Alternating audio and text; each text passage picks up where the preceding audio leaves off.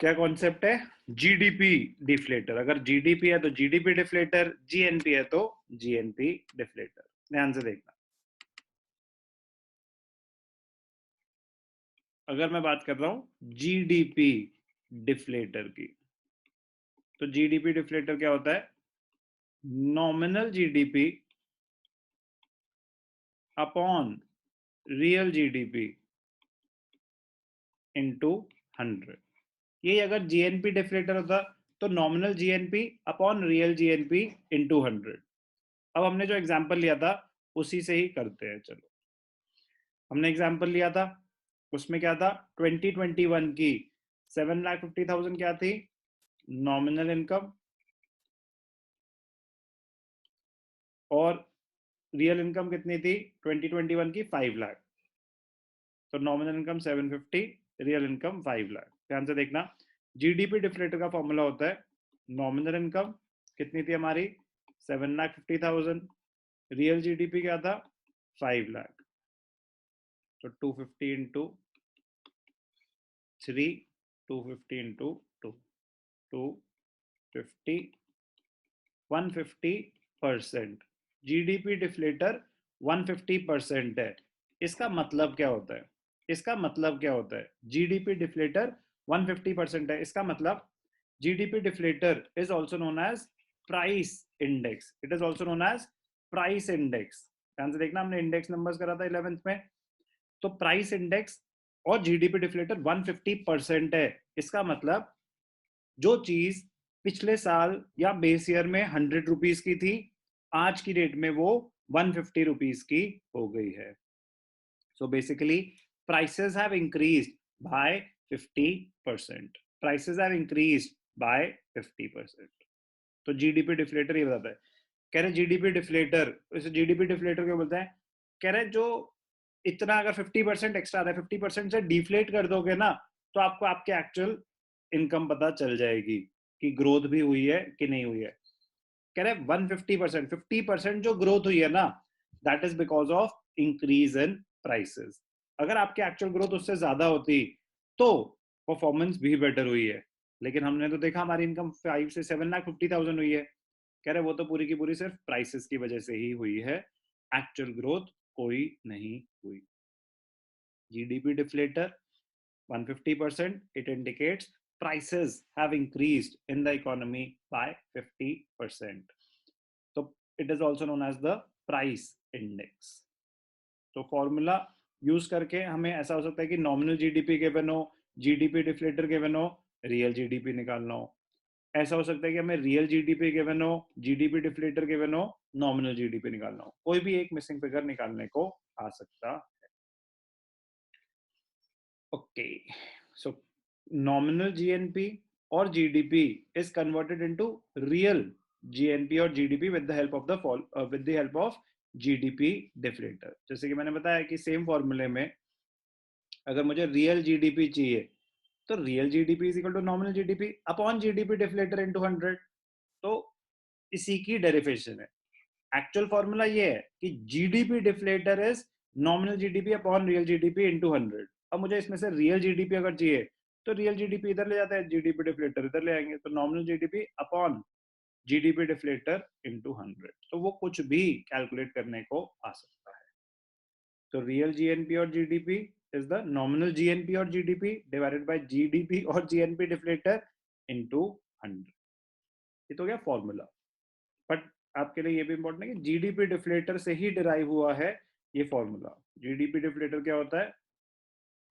Nominal GDP upon real GDP into 100। GNP है तो GNP. What is GDP deflator or GNP deflator? It is a mechanism which measures the average level of prices. It measures the average level of prices of all the goods and services that make up the domestic income or the national income. It is used to eliminate the effect of price changes. It is used to eliminate the effect of price changes in order to determine the real change in output. कह रहे 100 से जो 150 हुई है वो economy की growth नहीं है, वो तो इंक्रीज इन प्राइस लेवल है। अगर आपके एक्चुअली की आपकी पहले इनकम थी 5 लाख, अब हो गई 8 लाख और जीडीपी डिफ्लेटर था 150, तो 750 तक तो प्राइसेस की वजह से हुई है, तो 50,000 जो एक्स्ट्रा हुई वो आपने एक्चुअल आउटपुट बढ़ाया होगा। तो ये ट्रू पिक्चर देता है, it eliminates the effect of change in the prices in order to determine the real change in output. तो जीडीपी डिफ्लेटर इंपॉर्टेंट है, इस पे न्यूमेरिकल्स भी आ सकते हैं। क्या पढ़ा हमने पहले? Nominal income which is also known as the income at current prices, real income, income at constant prices, उससे डिराइव करा हमने जीडीपी डिफ्लेटर। इंपॉर्टेंट है। GDP deflator is also known as price index. तो कभी क्वेश्चन में आपको देखो ना प्राइस इंडेक्स इज 110%, तो वो जीडीपी डिफ्लेटर ही गिवन है। तो आप उससे नॉमिनल इनकम गिवन हो तो रियल निकाल सकते हो, रियल इनकम गिवन हो तो नॉमिनल निकाल सकते हो। किसी भी फॉर्म में वो क्वेश्चन आ सकता है। एक क्वेश्चन करते हैं जीडीपी डिफ्लेटर पे, कैसा क्वेश्चन आ सकता है। Question number 52, real GDP is ₹200, price index बताया था मैंने आपको, GDP deflator is also known as price index. GDP deflator with base 100 is 110, तो जीडीपी डिफ्लेटर क्या है 110, प्राइस इंडेक्स क्या है 110। Calculate nominal GDP. तो स्टेप्स क्या होते हैं ध्यान से देखना, हमें रियल जीडीपी गिवन है, प्राइस इंडेक्स गिवन है, बोल रहे हैं नॉमिनल जीडीपी निकालो। तो सबसे पहले तो आपको क्या करना चाहिए, फॉर्मूला लिखना चाहिए, GDP deflator is equal to nominal GDP upon real GDP into 100, nominal GDP upon real GDP into 100। अब हमसे क्या मांग रहा है वो, नॉमिनल जीडीपी। तो नॉमिनल जीडीपी क्या हो जाएगा, क्रॉस मल्टीप्लाई कर देंगे, GDP deflator into real GDP divided by 100, cross multiply कर दिया, ठीक है ना। तो जीडीपी डिफ्लेटर कितना था 110, वेरीफाई कर लेते हैं एक बारी। Real GDP is 200, GDP deflator or the price index is 110.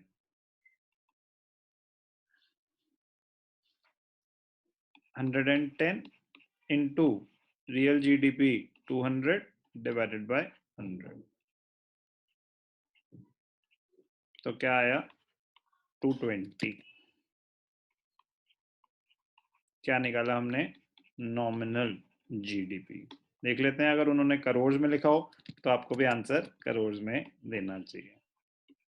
Nominal GDP is 220, check करेंगे एक बारी, रुपीज इन करोड़ नहीं है तो आप ₹220 लिख देंगे। सिंपल से क्वेश्चंस होते हैं। तो जैसे इस क्वेश्चन में हमसे मांगा था कि नॉमिनल जीडीपी, हो सकता है कि आपको नॉमिनल जीडीपी और प्राइस इंडेक्स दे रखा हो, बोलेगा कैलकुलेट रियल जीडीपी। हो सकता है आपको nominal GDP real GDP given हो, बोलेगा कैलकुलेट प्राइस इंडेक्स और जीडीपी डिफरेंट। तो कॉमन क्वेश्चन है, जैसे इसमें रियल जीडीपी दे रखा है, नॉमिनल जीडीपी दे रखा है, बहुत स्कोरिंग है, जीडीपी डिफ्लेट क्वेश्चंस करेंगे सारे।